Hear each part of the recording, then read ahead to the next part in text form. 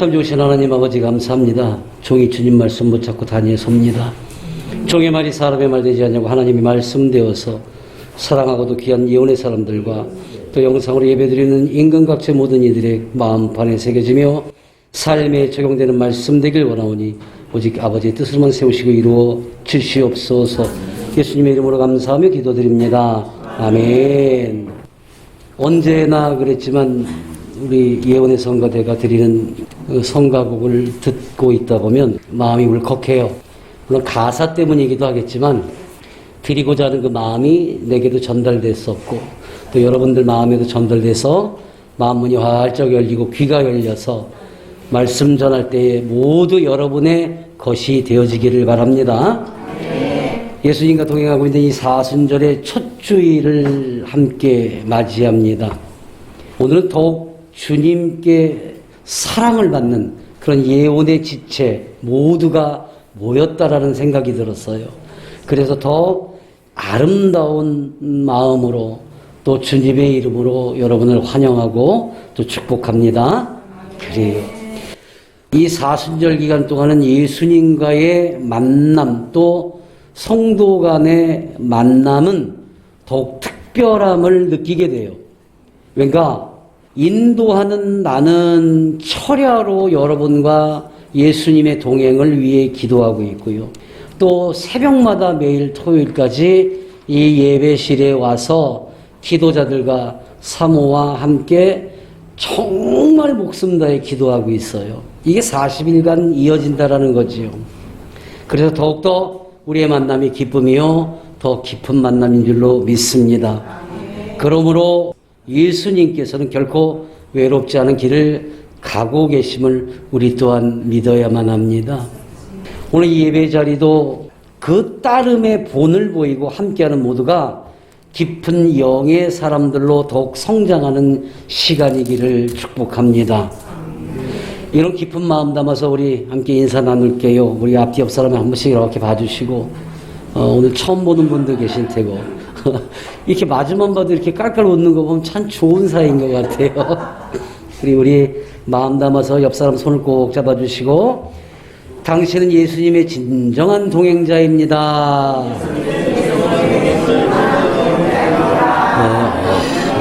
그래요. 아멘. 참 좋은 인사예요. 자, 이제 닭살 돋는 답을 합니다. 변치 않는 마음으로 함께 갑니다. 예수님과 우리가 동행합니다. 따르겠습니다. 저는 닮겠습니다. 근데 언제까지? 네, 2시간만, 예배 동안만? 아니, 함께 영원히 이 마음이 변치 않기를 주님의 이름으로 축복합니다. 이게 한 번 마음 먹은 것이 이렇게 손바닥 뒤집듯이 뒤집히는 사람들이 참 많아요. 뭐 나도 그런 시절이 있었겠지요. 하지만 이게 점점점 깊어지고 높아지고 더 가까이 다가가면 갈수록 우리의 변화됨을 느끼게 됩니다. 그때 얼마나 기쁜지 몰라요. 이 함께하는 이 시간과 내가 철야를 하고 새벽에 이제 사모가 이제 교회로 출발하고 나면 저는 이제 집 정리도 하고 이제 나머지 또 같은 기도를 시작을 하는데 사모가 제 수요일이 지나고 새벽 기도를 나갔는데 물을 마시려고 제가 주방을 딱 가고 있는데 집에 있는 고양이 한 녀석이 성경책 위에 올라앉아 있는 거예요. 그래서 이 녀석 봐라, 저 식탁 위에 올라가면 안 되는데 그래서 더군다나 또 성경책 위에 인간적인 마음에 저놈이 혼을 내려고 그랬는데 갑자기 저 녀석이 그 앞에서 이렇게 머리를 확 쳤는데 나는 그게 무슨 기도하는 줄 알았어요. 해외 토픽에 나올 만한. 그래서 이걸 어떻게 할까 고민하다가 그냥 한번 놔둬봤어요. 그랬는데 그때 느낀 게 있습니다. 이 고얀 녀석이 고얀 짓을 한 게 아니라 자기 나름의 일을 하고 있다는 느낌을 받았어요. 사모가 새벽 기도를 마치고 교회에서 집으로 돌아오면 제일 먼저 이 자리에 앉아요. 그래가지고 성경책을 펴고 다시 정리를 하고 또 기도를 합니다. 그래서 한 사람 한 사람 우리 교인들의 이름을 불러가면서 기도를 해요. 그런데 그때 제일 먼저 그 아이가 거기 있으니까 눈에 띄니까 안아주고 뽀뽀하고 아주 이뻐라요. 얘가 그렇게 함으로 그 추위에 몸이 얼어서 온 사모는 그 아이 때문에 봄눈 녹듯이 모든 힘들고 어려운 게 다 녹아내리는 거예요. 그러므로 이 아이의 역할은 기도하고 오신 내 주인을 섬기고 편안하게 해주고 싶다라는 마음과 또 자기로서는 그곳에 있을 때 제일 먼저 다른 애들보다 먼저 나를 사랑해 주시겠지라는 기대함으로 항상 저렇게 앉아 있었더라는 거예요. 정말 우리 예원산업에서 그때 우리 장애인들이 일할 수 있는 회사를 어느 회사에 협력을 받아갖고 저기다 큰 공장을 차려서 거기서 일을 했었어요. 우리 그 당시에 일했던 우리 집사님들도 계시고 그때 그 계곡에 장마철에 물이 불어갔는데 또랑에 저 고양이 2마리가 그냥 한 2시간을 울길래 찾다 보니까 또랑에 물에 떠내려가기 직전이에요. 그래서 이제 저는 저 어떡하지? 그러고 이제 사모가 들어가! 그리고 제가 뛰어들어가가지고 그걸 데리고 나와서 눈도 못 뜬 애들을 집에 데리고 와서 이렇게 지금까지 키웠는데 저렇게 이쁜 짓을 하는 거예요.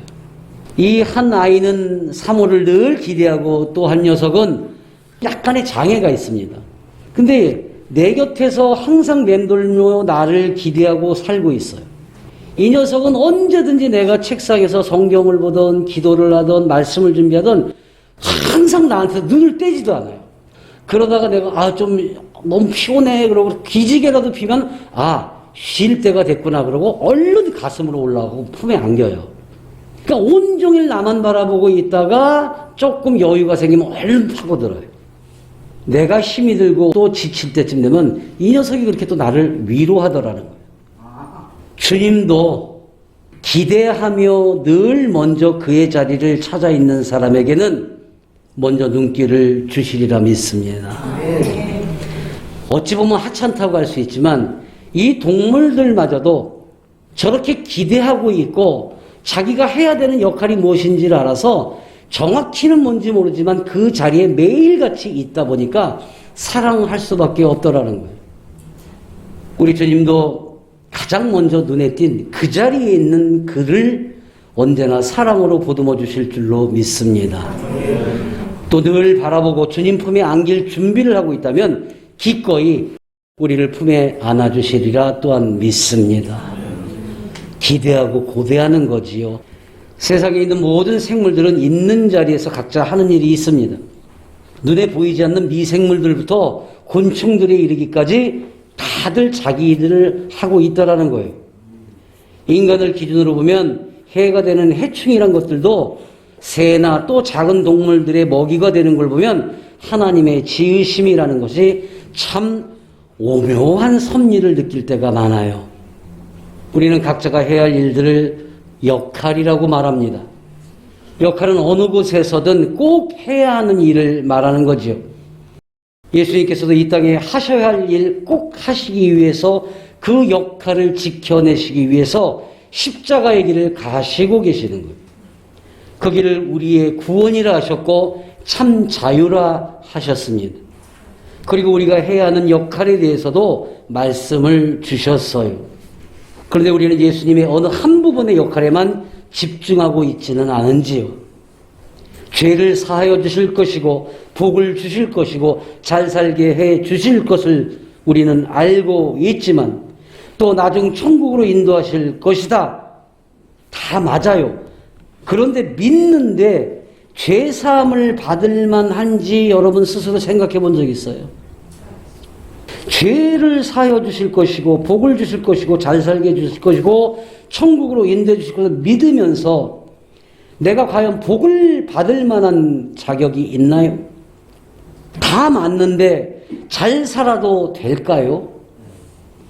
정말 천국에 갈 모습으로 갖추어져 나가고는 있습니까?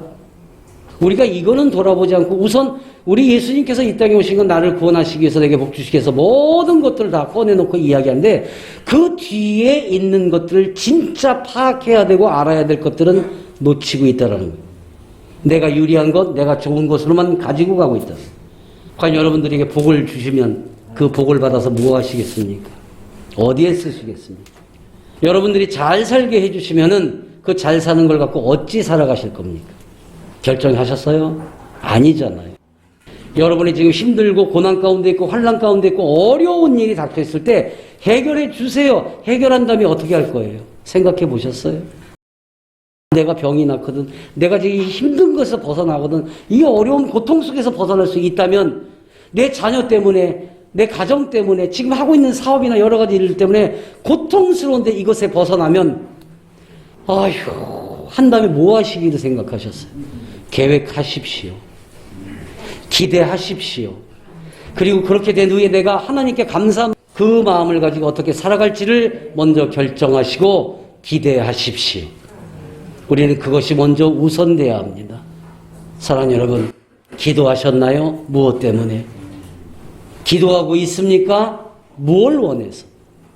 우리의 삶을, 우리의 인생을, 내 주변의 모든 것들이 변화되어질 때 내가 그곳에 우뚝 서서 하나님께로부터 받은 그 명령, 역할을 준행하겠습니다라고 먼저 약속할 수 있는 우리가 되길 주님의 이름으로 축원합니다.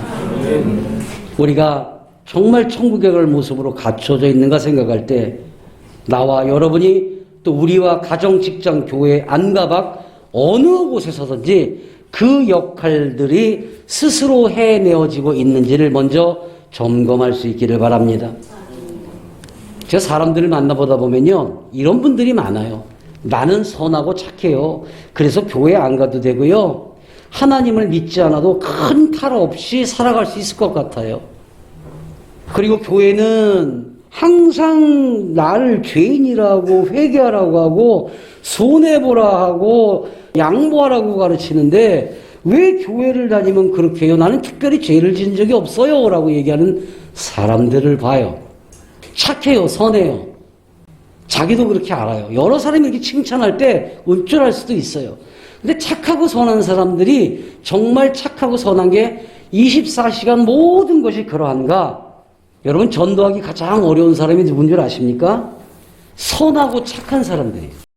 그리고 선하고 착하다는 말을 주변에서 듣는 사람이. 더 어려운 사람이 누군 줄 알아요? 가장 가까이 있는 사람이라는 걸 아십니까? 또 가족이라는 걸 아십니까? 왜 그럴까요? 평소에 그 가족들이 나를 보고 있기 때문이에요. 가까이 하는 사람들이 나를 보고 있기 때문에요. 좀 덜 믿음이 있음에도 전도하라니까 전도한답시고 이야기하는데 삶은 강아지판이에요. 자녀가 볼 때도, 가족이 볼 때도, 측근에서 볼 때 저 사람이 집사야? 권사야? 교회 다니는데 웃기고 있네. 이 소리 들으면 안 되잖아요. 또 어떤 부류가 있습니까?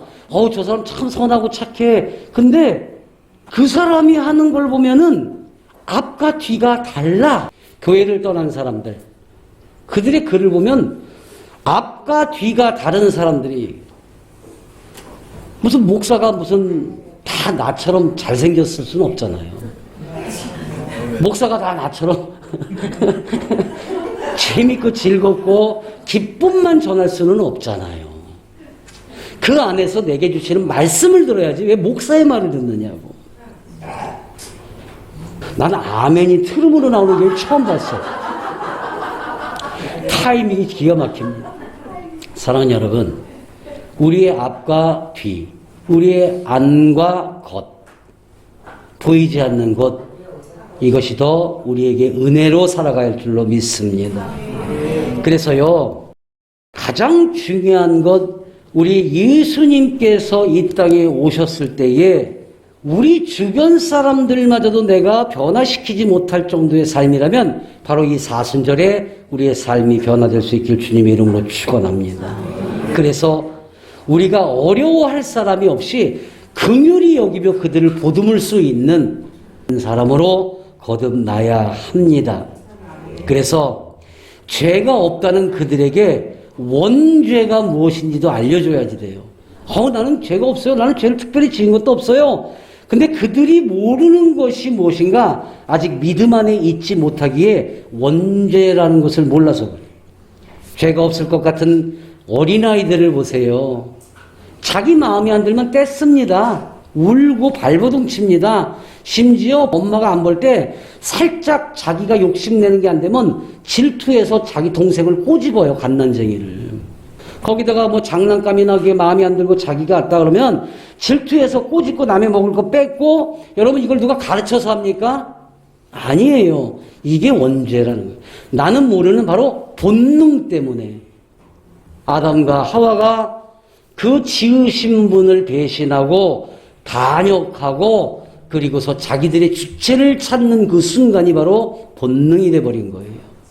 지으신 바대로 살지 않는 것을 말하는 거예요. 여러분 아무리 선하고 착해도 뉴스를 보다가 지나가다가 어떤 순간마다 에이 뭐 저런 이 순간도 죄라는 거예요. 우리는 완벽할 수가 없잖아요. 누군가를 정죄하고 미워하고 불신하고 불편한 것은 용납치 않는 것. 믿음의 사람들이 바로 우리가 말을 하지 않아도 스스로가 제일 잘 알고 있습니다.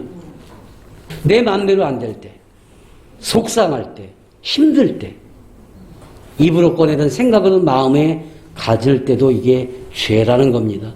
여러분, 죄가 무슨 막 범죄를 저지르고 이런 것만 생각하지 마세요.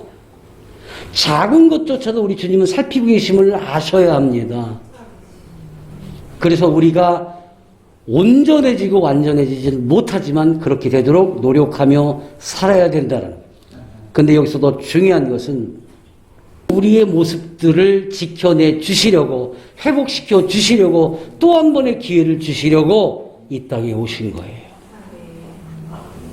그리고 이 사순절 기간을 우리가 기억하듯이 그 모든 우리의 죄를 가지시고 다시 십자가로 가고 계시는 겁니다. 그럼에도 우리는 또 다른 범죄를 하고 있어요.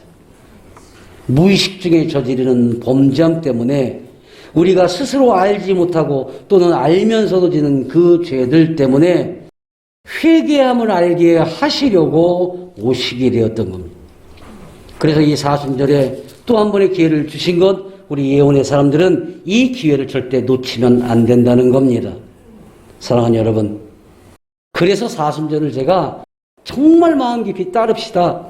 고난주간을 함께 따릅시다라고 늘 강조하는 것이 그 기회를 놓치지 않는 예언의 사람들이 되라고 애쓰며 살자라는 거예요. 그런 모습이라도 보여주자라는 이러한 말씀이 되는 겁니다. 사랑하는 여러분, 이 기간에 먼저 우리가 바뀌어야 할 일이 있습니다. 우리는 죄를 아는 것이 늦어요.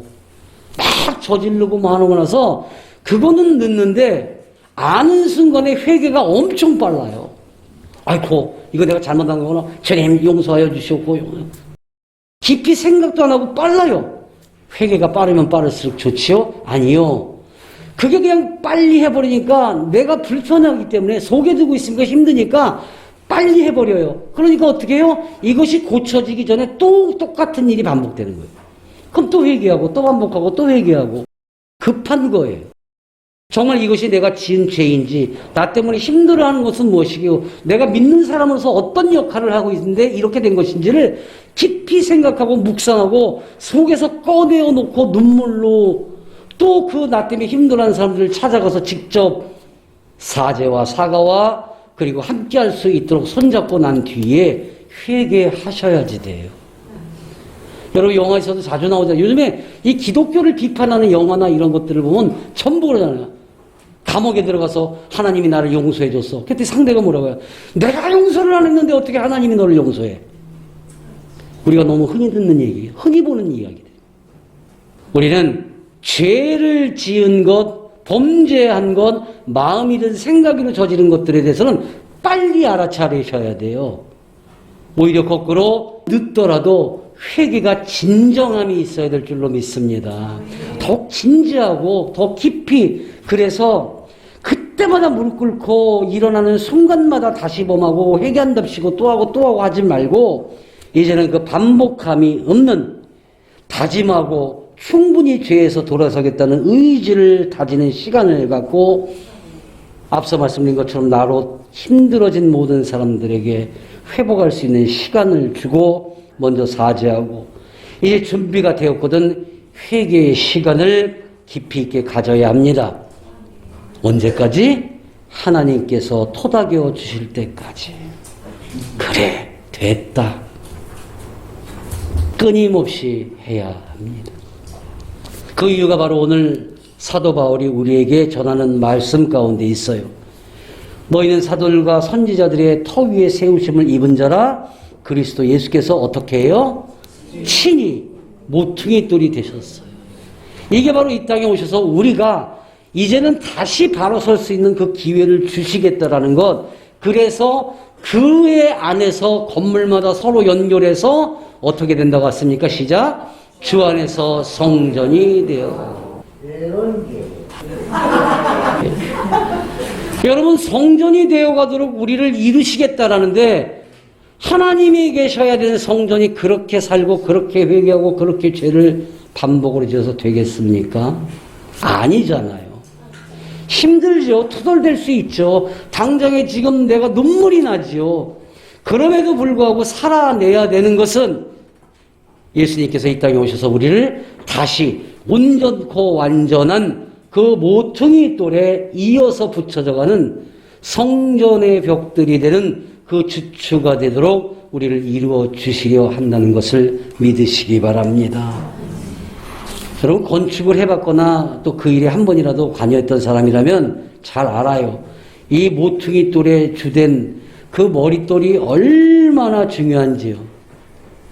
오늘 제가 이 바탕화면에 깔아놓고 있는 걸 보면 저 주춧돌이라고 하는 저 중심되는 돌이 바로 서지 않으면 기둥이 똑바로 서지를 않아요.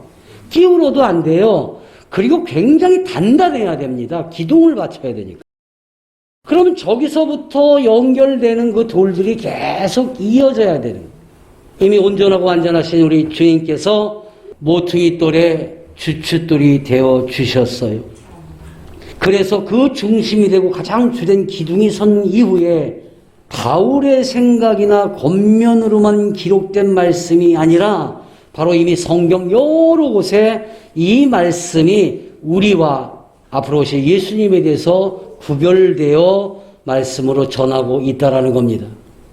먼저 시편을 봅니다. 건축자가 버린 돌이 집 모퉁이의 머릿돌이 되었나니 함께 합시다. 이는 우리는 누가 행하셨다고 그랬어요? 하나님이 행하셨어요. 이미 이렇게 예정하셨다라는 거예요. 그래서 예수님은 충분히 오셔서 그 건축자가 버린 그 당시에 많은 선지자입네, 교역자입네, 수도 없는 이 바리새인들, 유대인들, 정치적 지도자들, 관리들, 그리고 종교적 지도자들, 이들이 어떻게 한 겁니까? 자신들이 기득권을 갖고 있는 게 해당할까봐 예수님을 배제하고 버렸어요. 그 버린 돌이 바로 모두의 주춧돌이 되어지는 것을 모르고 버렸는데 그 돌이 바로 이 모든 모퉁이 돌의 주춧돌이 되는 예수 그리스도였다라는 겁니다. 우리는 복음서를 통해서도 우리가 알고 있듯이 예수님께서도 친히 이 말씀과 같은 말씀을 전하셨어요. 마태복음과 마가복음과 누가복음에 이 동일한 말씀들이 다 기록되어 있다라는 겁니다. 그런데 어느 때 이 말씀을 전하셨는가? 앞서 말씀드린 것처럼 당시 제사장들과 서기관 장로들을 깨우치시려고 종교 지도자들이 하나님의 말씀을 왜곡하고 자신들의 모든 일을 자신들이 해낸 듯이 살아가는 모습을 보고 포도원의 일꾼들을 비유로 말씀하시면서 결론을 이렇게 내신 거예요. 포도원의 주인이 일거리 없는 자들에게 땅을 주고 그 묘목들을 다 심게 하고 포도가 풍성하게 돼서 거기서 먹고 살게 다 만들어줬어요. 이제 한 해가 지나고 이제 그 포도 열매가 주렁주렁 맺었으니까 소출한 거에 대해서 자, 너희들과 내가 함께 분배하자라고 종을 보냈더니 왜 우리가 힘써 일했는데 당신에게 줘야 돼? 그 종에게 매질을 해요. 심부름으로 심지어 죽이기까지 합니다. 우리들이 일을 했다? 그 땅은 누구 거며 일거리를 주고 살아갈 수 있도록 해줬는데 그거를 망각한 거예요. 당시 종교적 지도자들이나 정치적 지도자들이나 이들이 행했던 게 뭐예요? 하나님이 내게 주신 것들을 망각하고 자기들이 그것을 다 만드는 양 성전에서 무엇을 팔고 장사치들처럼 논아내고 사기 행각을 벌이고 자기들이 마치 주님인 양 행세를 하고 있던 그때에 그 성전을 청소하시고 나서 그 비유로 바로 이 말씀을 전하신 겁니다. 우리는 바뀌어야 되는 여러 가지 중에서 이 말씀에 대해서 우리가 받아야 돼요. 여러분이 가지고 있는 신앙, 하고 있는 믿음, 여러분이 살아가고 있는 삶 속에서 나는 믿는다, 나는 직함이 있는 자다 살아가면서 혹시 그것이 내가 잘하고 변별하고 착각하고 있지는 않습니까? 그때마다 여러분들도 포도원의 일꾼들처럼 우리에게 주신 모든 삶을 주님이 행하신 것이 아니라 내가 이루었다고 착각하는 가운데 죄악 가운데 빠질 수밖에 없다라는 겁니다. 사랑하는 여러분, 하나님께로부터 이어져서 모퉁이 돌이 되어주신 예수님과 연결돼서 온전하고 완전한 건물이 세워져야 하는데, 모퉁이의 주춧돌에 맞춰서 다듬어져야 하는데 그리 하지 못하고 또 그리 하고픈 사람들을 방해하는 자들에게 경고에 더해 이 말씀으로 비유하신 겁니다. 지금 세상이나 그때나 종교 지도자들, 정치 지도자들, 헛된 자들이 얼마나 많은 사람들의 삶을 방해하고 있어요. 얼마나 많은 사람을 길거리로 내몰고 심지어 얼마나 많은 사람들 불안하게 만듭니까? 이제 우리는 진정 말씀 안에서 새로운 모습으로 강건함으로 일어서야 할 줄로 믿습니다. 그래서 우리는 분명히 오늘 알아야 할 것이 이미 완성되신 모퉁이돌 예수님께 온전하게 연결되어 나갈 수 있는 바로 완전한 돌들이 되어야 한다는 것을 느끼고 아셔야 합니다. 조금은 약해도 좋습니다. 모퉁이돌에 맞춰지도록 틈새가 없도록 다듬어져야 하는 것은 반드시 지켜야 됩니다. 기울어지면 안 되고 울퉁불퉁한 면이 남아있어도 안 되며 위로나 아래로나 양옆이 바르게 다듬어져 있어야 합니다. 그래야 그 다음 돌이 또 연결되는 거예요. 반듯한 모퉁이돌에 나는 잘했어요라고 붙었는데 어느 한쪽 면이 아직 울퉁불퉁 남아있다? 그 옆에 돌이 반듯하게 붙을 수가 없어요. 틈새가 생깁니다.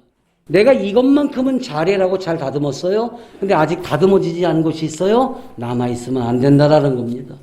그래서 그 다음 돌이 연결되고 또 연결되고 연결될 때에 온전하고 완전한 건물들이 지어지도록 해야 합니다.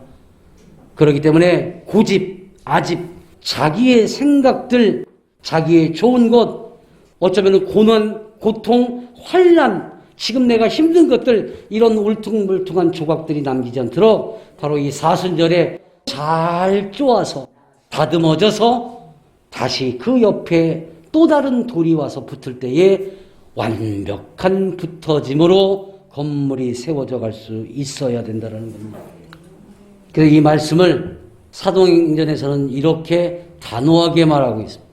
우리 함께 합시다. 시작. 이 예수는 너희 건축자들의 버린 돌로서 진보특의 머릿돌이 되었느니라.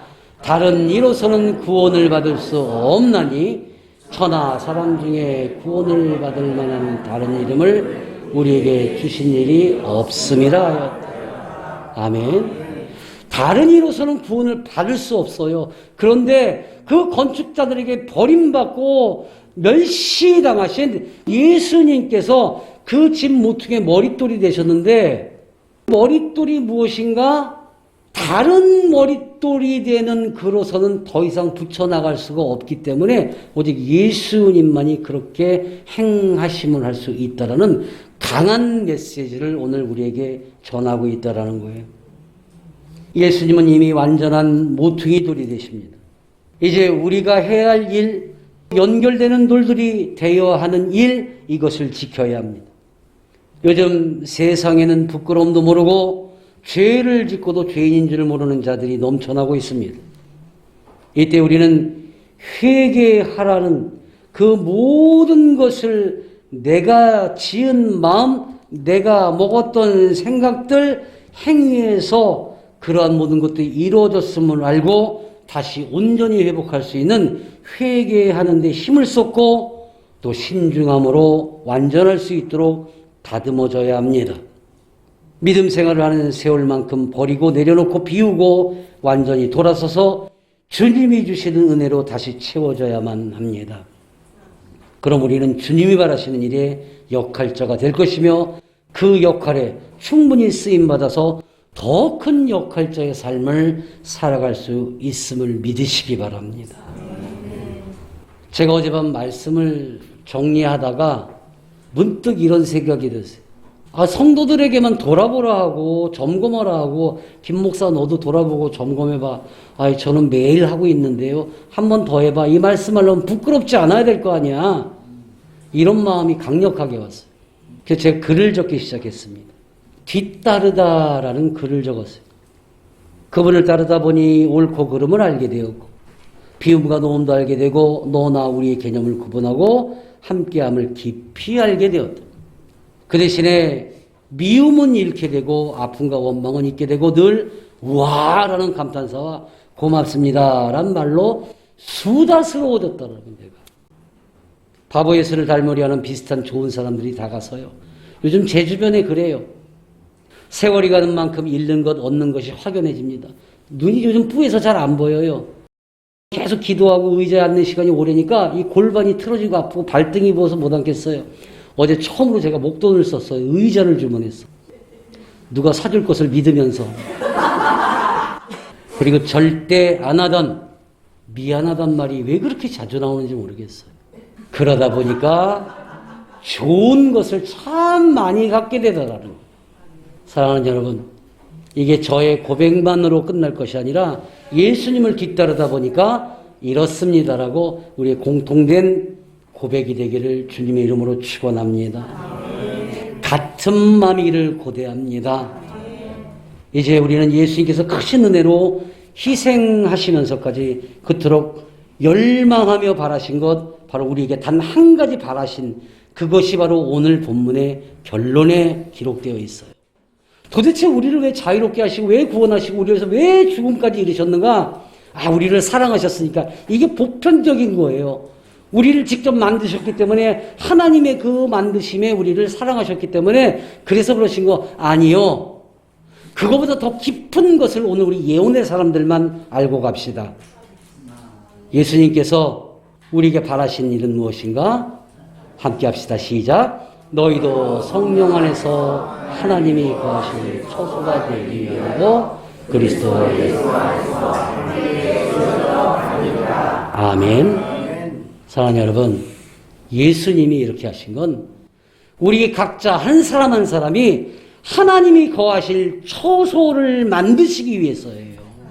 여러분이 잘 살게 하고 여러분이 좋은 것 같게 하고 여러분이 형통케 하는 것이 그 삶을 사랑도 하시지만 그것보다 더 크고 깊은 뜻은 우리 안에 하나님께서 함께 살아가시도록 처소를 각자에게 만들어 주시도록 예수님께서 함께 하신다는 것을 믿으시기 바랍니다. 이걸 중요시 여기셔야 돼요. 그래서 우리는 돈독하고 기쁘며 예수님과 가장 가까이 있는 연결된 자들이어야 합니다. 사순절의 첫째 주일 우리 모두가 주신 말씀을 따라 가신 길을 따르는 명예롭고 순전한 우리 모두가 되기를 우리 주 나사렛 예수님의 이름으로 축원하고 축복합니다. 그리고 늘 깨어 기도하되 나는 하나님이 내게 오실 성전이야. 그 성전이 좁아서야 되겠습니까? 욕심이나 잘못된 걸로 어지럽혀서야 되겠습니까? 더러운 것으로 향기가 없는 그 구렁내가 나서야 되겠습니까? 눈물과 한숨과 비참함이 가득해서야 되겠습니까? 이제 우리를 비워 맑고 깨끗하고 향기나는 넓은 하나님의 처소가 여러분들 각자에 만들어지기를 다시 한번 예수님의 이름으로 간절히 축원하고 축복합니다. 아멘. 하나님 아버지 감사합니다. 모퉁이 머릿돌이 되신 예수님, 그리고 그 모퉁이들에 연결할 꿈조차 꿀 수 없는 우리가 감히 예수님의 모퉁이들에 연결되어지는 바로 준비되어지는 자들로 삼아 주시옵소서. 모든 것을 내어주신 예수여, 기꺼이 당신을 내어놓으신 예수여, 우리도 주님을 따라 살게 하옵소서.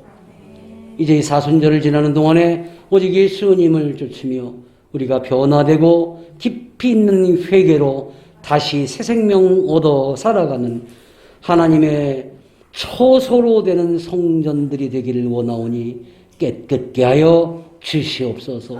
건강케 하여 주시옵소서. 부여롭고 평화롭고 형통케 이루어 주시옵소서. 예수님의 이름으로 감사하며 축복 기도드립니다. 아멘.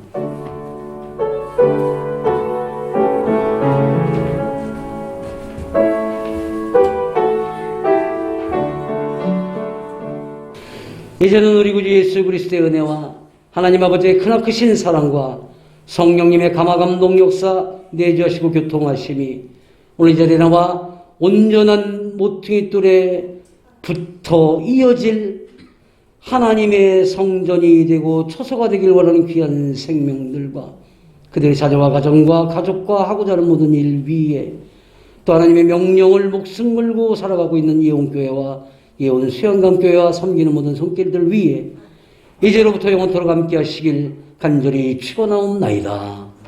아멘.